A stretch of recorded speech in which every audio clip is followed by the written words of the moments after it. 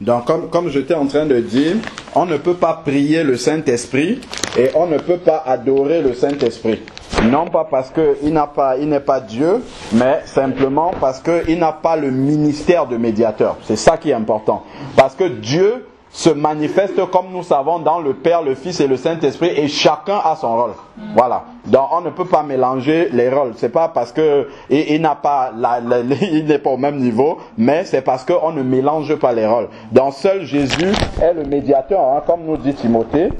Jésus est le seul médiateur entre Dieu et les hommes. Voilà pourquoi nous prions au nom de Jésus et nous pouvons aussi adorer Jésus. Et je vais vous donner les passages où c'est dit. Alors, Timothée, je ne sais pas si c'est 3, 15. Attends, je fais.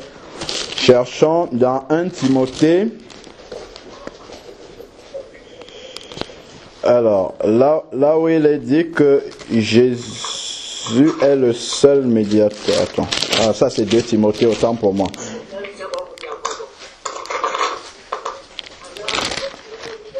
Voilà. Alors. Voilà, c'est 1 Timothée chapitre 2. 1 Timothée chapitre 2,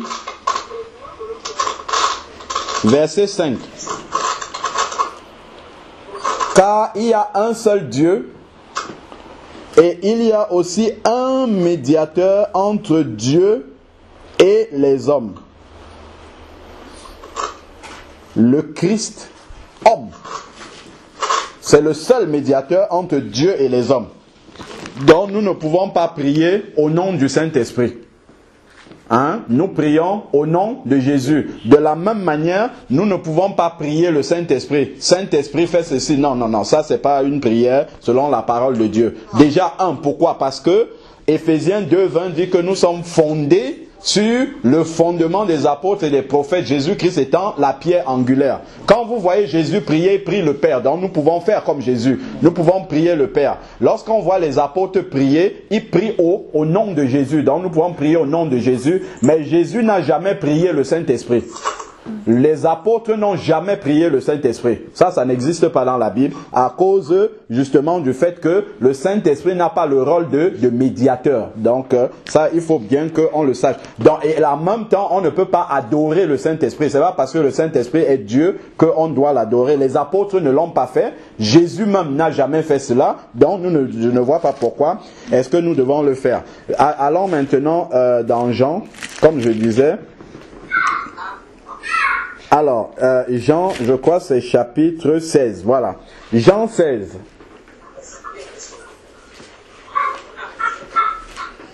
Jean 16, verset 12. Jean, chapitre 16, verset 12. Véronique, si tu peux fermer ton micro, s'il te plaît. Véronique, est-ce que tu pourrais fermer ton micro, s'il te plaît? Bon, prenons Jean chapitre 16 verset 12. J'ai encore beaucoup de choses à vous dire, mais vous ne pouvez pas les comprendre maintenant. Quand il sera venu, lui, l'Esprit de vérité, il vous conduira dans toute la vérité. Car ces paroles ne viendront pas de lui-même. Vous voyez, les paroles que le Saint-Esprit communique ne viennent pas de lui-même.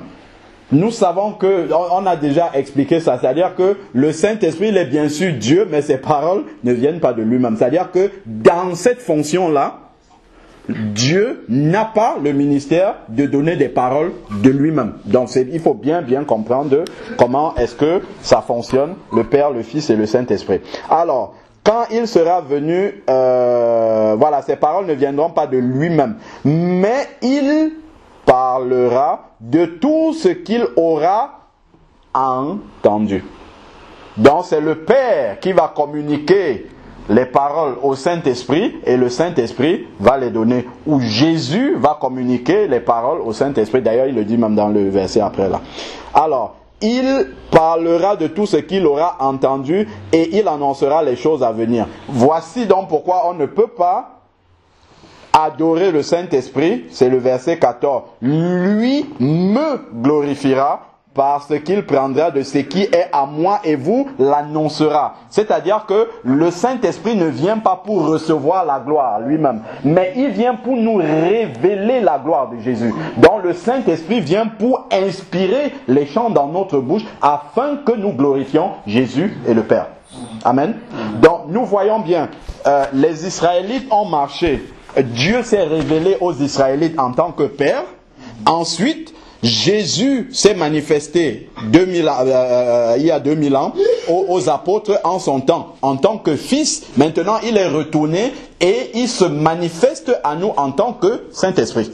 Voilà. Et ce Saint-Esprit-là nous révèle, parce que quand on voit dans le ministère de Jésus, Jésus disait toujours, je ne fais pas les choses de moi-même, je prends les choses du Père, je les fais et ainsi de suite. En fait, Jésus est venu révéler le Père à l'humanité. Maintenant, Jésus est retourné, le Saint-Esprit est venu révéler Jésus. Voilà, c'est comme ça que ça marche.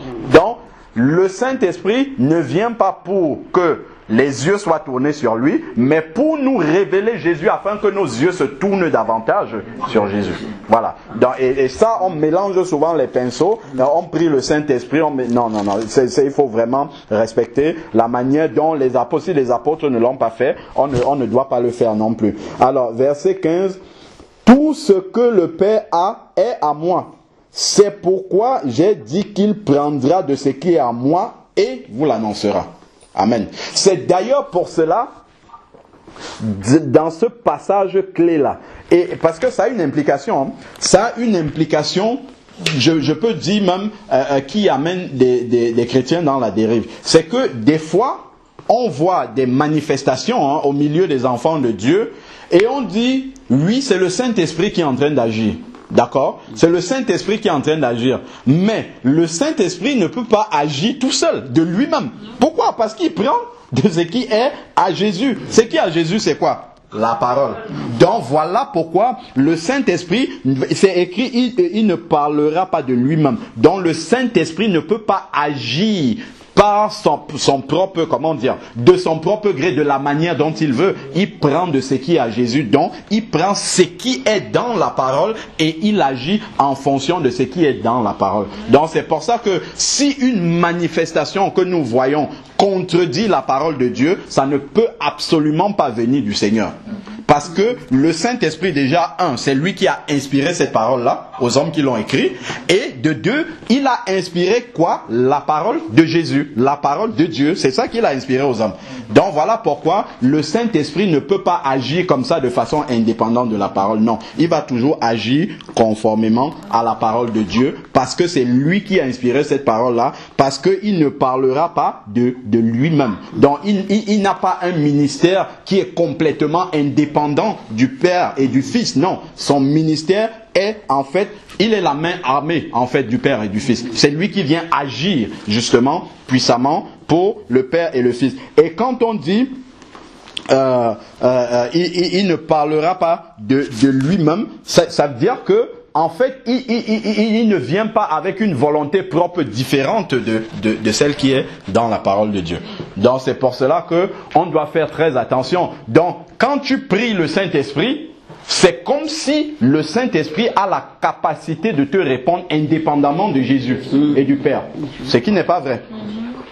Puisque même si tu pries le Saint-Esprit, il faut qu'il aille recevoir la réponse de Jésus et du Père. Ça ne veut pas dire qu'ils sont différents, hein. C'est juste dans les ministères, voilà, dans les manifestations. Donc voilà pourquoi on ne peut pas prier le Saint-Esprit, parce que de lui-même il ne peut pas parler, il ne peut pas répondre de lui-même. Il faut qu'il prenne à Jésus. Et la Bible nous a bien dit dans 1 Timothée 2 verset 5 que Jésus est le seul médiateur. Donc voilà, c'est Jésus qui peut répondre à la prière. Amen. Donc, ce sont des petites erreurs que on commet souvent, mais il faut ramener ça, même dans les chants là. Et il faut corriger ça. Quand on dit Saint-Esprit, je t'adore, Saint-Esprit, gloire à toi, non. La gloire, c'est pour Jésus. C'est dans le ministère de Fils que Jésus reçoit la gloire, pas en tant que Saint-Esprit. Donc, si nous regardons dans Luc 24, Luc chapitre 24, verset 52,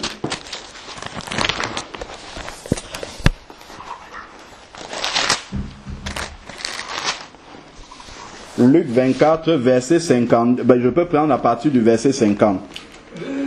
Vous me suivez en ligne? Oui. D'accord. Alors, Luc chapitre 24, verset 50.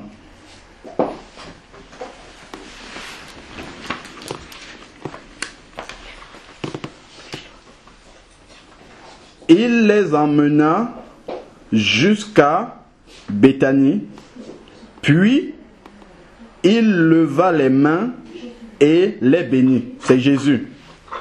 Pendant qu'il les bénissait, c'est juste avant l'ascension, il se sépara d'eux et fut enlevé au ciel.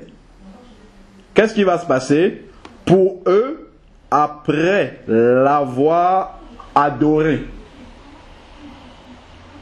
ils retournaient à Jérusalem avec une grande joie.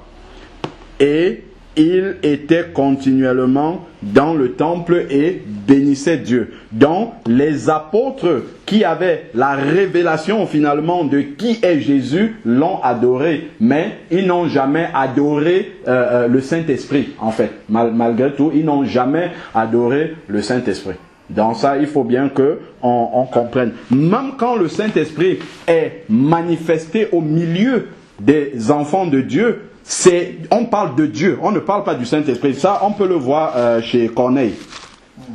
Dans Acte 10, vous allez voir, c'est la présence du Saint-Esprit qui est là. Mais comme dans ce ministère-là, Acte 10, je crois.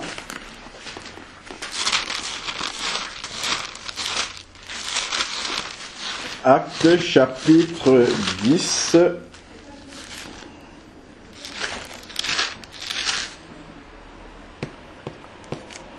Alors, donc, on va prendre quel verset? Voilà, verset 33. Donc, c'est lorsque Corneille a envoyé des hommes pour chercher Pierre. Parce que le Seigneur lui avait révélé, justement, qu'il va lui envoyer un de ses serviteurs afin que ce serviteur-là puisse lui annoncer la vérité. Corneille était quelqu'un qui aimait Dieu, mais il n'avait pas encore une relation personnelle avec Dieu. Et donc le Seigneur a envoyé Pierre pour que Pierre lui annonce justement la vérité de la parole de Dieu. Verset 33. Acte 10, verset 33. Aussitôt, je t'ai envoyé chercher, et toi, tu as bien fait de venir. C'est Corneille qui parle à Pierre.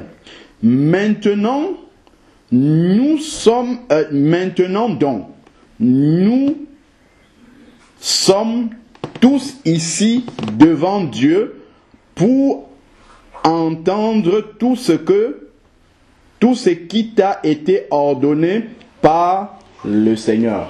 Vous avez vu ça? Est-ce que Dieu était présent? C'est la présence du Saint-Esprit dont il parle ici. Mais il dit, nous sommes devant Dieu. Et c'est le Seigneur, Jésus, dit ce que la parole, dit ce que le Seigneur t'a ordonné. On ne parle pas du Saint-Esprit, pourtant ici c'est le Saint-Esprit qui est là. Donc on voit bien que dans la parole de Dieu, dans chaque ministère, le Seigneur tient à ce que nous utilisons les bonnes fonctions au bon moment, au bon endroit. On ne mélange pas tout. C'est pas parce que ils sont tous Dieu, enfin qu'il est tout, il est Dieu manifesté comme ça, qu'on va tout mélanger, utiliser ça à gauche, à droite, ainsi de suite. Non, il dit nous sommes tous devant Dieu, parce que c'est Dieu qui va parler là maintenant. Amen. Amen. Voilà. Donc c'était juste pour appuyer aussi par rapport, apporter une correction par rapport au chant où on entend souvent chanter Saint-Esprit nous t'adorons, Saint-Esprit je t'adore, ainsi de suite. Voilà. Amen. Donc si on chante des chants comme ça, prions pour que le Seigneur nous inspire des paroles en remplacement de celles-là. Parce que ça, le Saint-Esprit n'est jamais à court justement de paroles pour nous l'annoncer. Amen. Que Dieu soit béni.